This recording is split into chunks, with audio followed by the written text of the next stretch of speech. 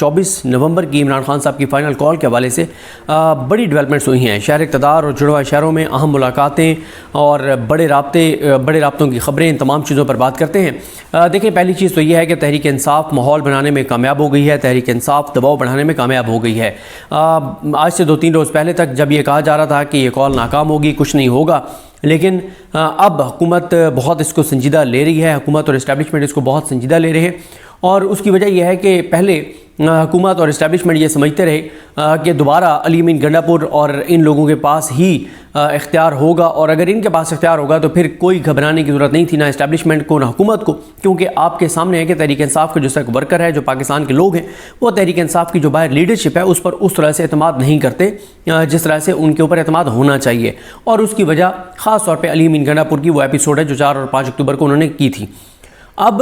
جیسے ہی بشرا be be صاحبہ active ہوئیں، جیسے علیمہ خان ایکٹیو ہوئیں، اور خاص طور پہ پشاور میں جیسے بشرا بی بی صاحبہ نے مختلف میٹنگز میں عمران خان صاحب کا پیغام پہنچایا اور کیٹیگوریکل کہا اور چابی والے کھلونوں کے گرد گھیرا تنگ کر دیا اور کہا کہ کوئی یہ ڈرامہ اور بہانہ نہ بنائے کہ میں گرفتار ہو گیا تھا، گرفتاری سے خود کو بچائیں، اگر خود گرفتار ہونے کا خدشہ ہے تو اپنے نمبر 2، نمبر 3، نمبر 4 کا ڈیسائیڈ کریں، لیکن کوئی یہ بہانہ نہیں چلے گا. اور انہوں نے کہا کہ اگر کسی کو پارٹی میں 30 سال بھی ہو گئے، 25 سال بھی ہو گئے، 22 سال بھی ہو گئے، لیکن اس نے جو ہے وہ اگر اس کال پہ لوگ لے کے نہ نکلا تو اس کو اگلی بار عمران خان نے کہا کہ ٹکٹ نہیں ملے گا. انہوں نے عمران خان کا پیغام پہنچایا. اب ہوتا یہ ہے کہ انصار عباسی صاحب جو 3-4 دن سے مسلسل نیگیٹو خبریں لگا رہے تھے، ویسے تو وہ جب سے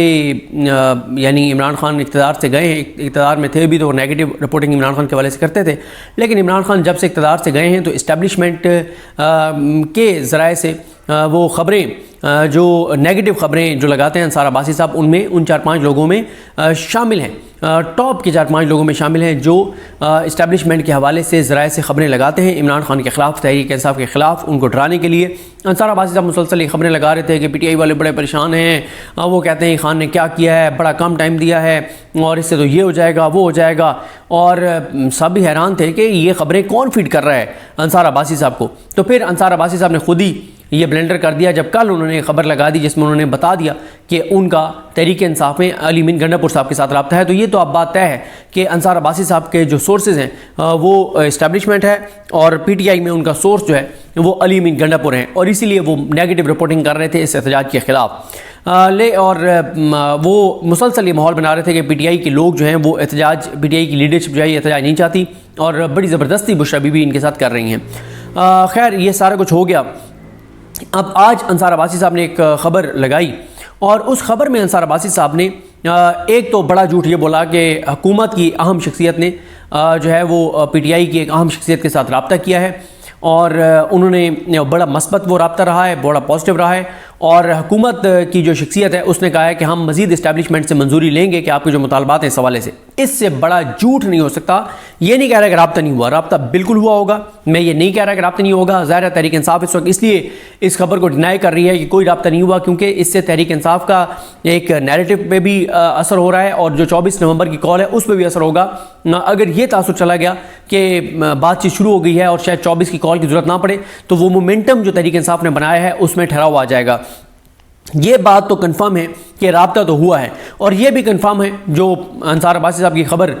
جب آپ پڑھتے ہیں تو جب آپ کو پتہ ہے کہ ان کا علی امین گنڈا پور کے ساتھ رابطہ ہے تو یہ بھی طے ہے کہ علی امین گنڈا پور کے ساتھ رابطہ کیا اور حکومت نے نہیں کیا، اسٹیبلشمنٹ نے کیا ہے. یہ خبر کو گھمایا گیا ہے صرف کہ حکومت کی اہم شخصیت کا رابطہ ہوا ہے، حکومت کا نہیں ہوا، اسٹیبلشمنٹ کا رابطہ ہوا ہے.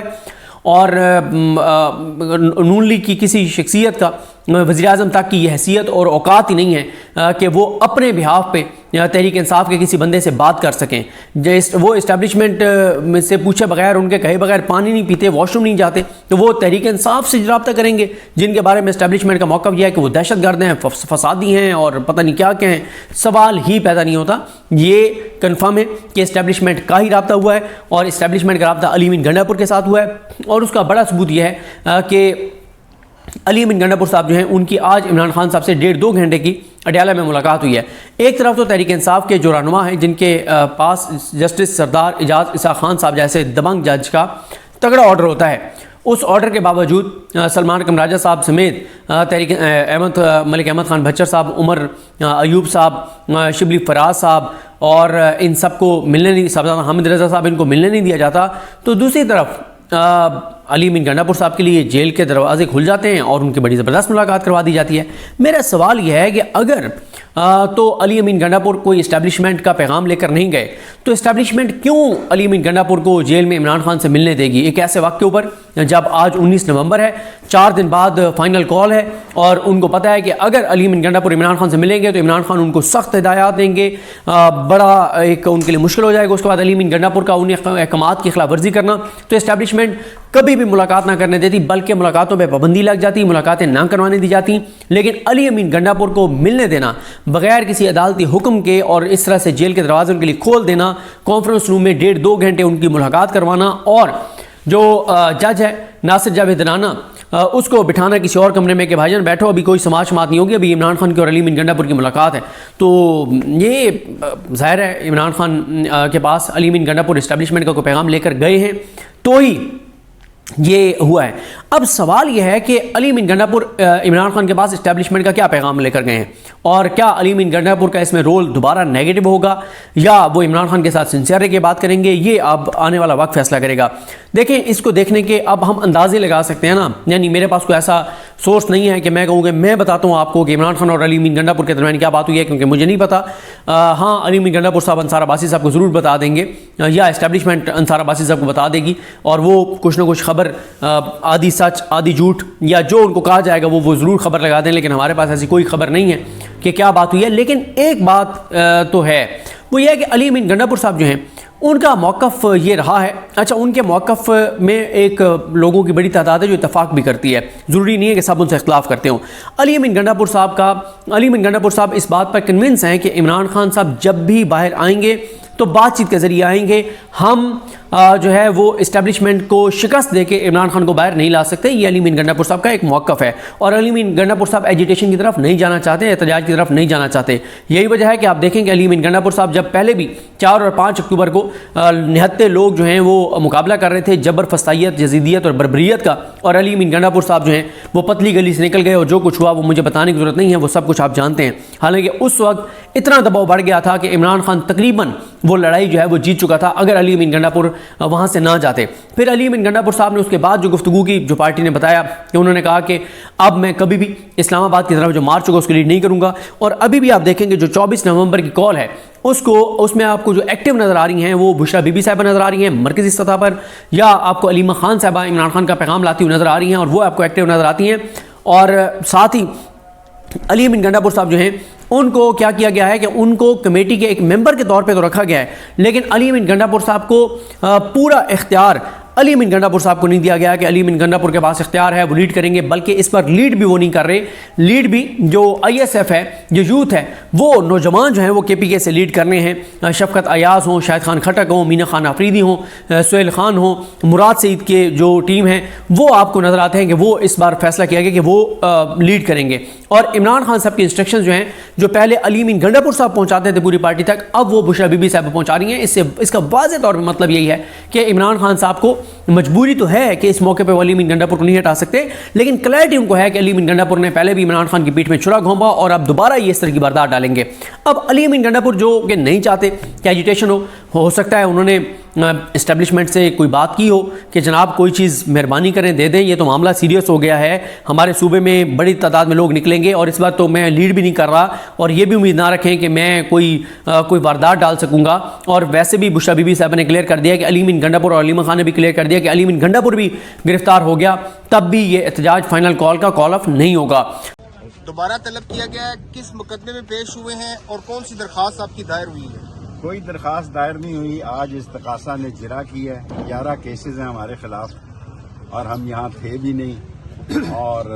کافی شور شرابہ کیا انہوں نے، اور ہم نے عدالت کو یہ بتایا ہے کیونکہ واسق قیوم اور صداقت عباسی وہ وڈرا کر چکے ہیں اپنی اسٹیٹمنٹ سے، سو ہمارے کیسوں بے جان ہو چکے ہیں۔ ہمارے کیسز کو ان کی ضمانتوں کی ان کی اسٹیٹمنٹس کی بنا پہ بنایا گیا تھا، اور سردار رازق صاحب نے آج تفصیلی طور پر قانون اور آئین کے اور جو پرانی آئین کی آرٹیکلز ہیں، سپریم کورٹ کی ججمنٹ ہے، وہ پیش کی ہیں کہ ہمارا کیس جو ہے اس کی کوئی جان نہیں ہے، بے جان ہے، وقت ضائع کیا جا رہا ہے، اور جبکہ استغاثہ کا یہ خیال تھا کہ کہ ہمیں کیسوں سے نکالنے کی بجائے پورے کیس کا منہول، وہ تو پھر 2 سال کا مسئلہ ہے کہ اگر سینکڑوں ملزم ہیں، ایک ایک ملزم کا اپنا وکیل ہوگا، استغاثہ ہوگا، اجرا ہوگی. سو آج کچھ بھی نہیں تھا. استغاثہ نے اپنا ایک کمزور کیس لڑا ہے اور سردار رازق صاحب نے پرزور اس میں اپنے. شیخ صاحب، آپ کی پاکستان اور بیرون دنیا پر بھی نظر ہے، جو حالات و واقعات کس طرف جا رہے ہیں، 24 سے پہلے کوئی بات چیت ہو جائے گی؟ ویسے آپ نے مشورہ تو دیا میں تھا. تو مذاکرات کا حامی ہوں، ہوگی نہیں،